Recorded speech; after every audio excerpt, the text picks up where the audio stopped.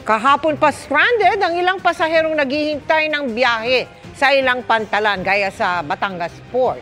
Nakatutok doon live si Chino Gaston. Chino?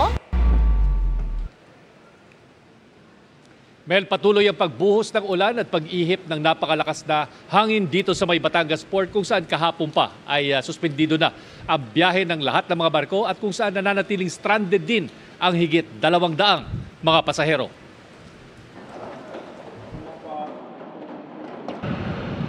Sa lakas ng hangin mula sa dagat, halos patagilid na ang bagsak ng ulan sa Batangas Port.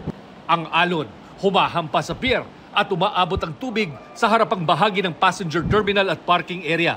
Sa gitna ng galit na dagat, namataan pa ang isang barkong ito na taas-baba sa malalaking alon.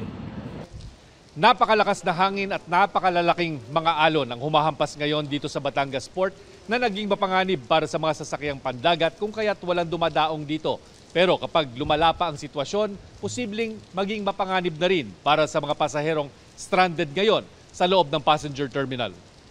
Nasa 240 na pasahero na ang stranded dito at ang ilan kahapon pa sumisilong sa terminal. Labag umano sa international standards na panatilihin ang mga pasahero sa ferry terminal tuwing may bagyo.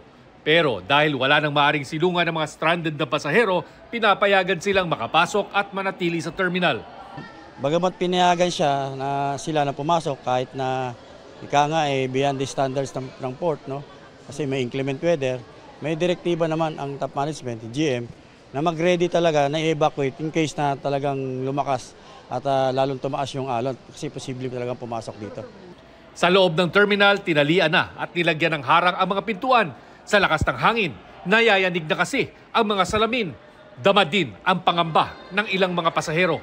Bunso talaga nangangamba dahil gusto ko pa kahapon pa ako gusto kong umuwi sa amin, hindi kami nakauwi. Okay lang, basta may kinakain kami dito. Pagsapit ng hapon, pinalipat na ang mga pasahero sa likuran ng terminal building. At inatasan na rin ang PDRRMO na hanapan sila ng matutuluyan dahil posibleng Sabado o Biyernes pa manunumbalik sa normal ang biyahe ng mga barko. Mel, hanggang sa mga sandaling ito ay nananatili itong mga nasabing stranded na pasahero dito sa loob ng passenger terminal sa Batangas Port. Bagamat nahahatiran naman sila ng tulong at pagkain ng Philippine Ports Authority at tinitiyak na bukas ang lahat ng mga pasilidad at maging ang mga food outlets sa nasabing terminal. Mel. Maraming salamat sa iyo, Chino Gaston.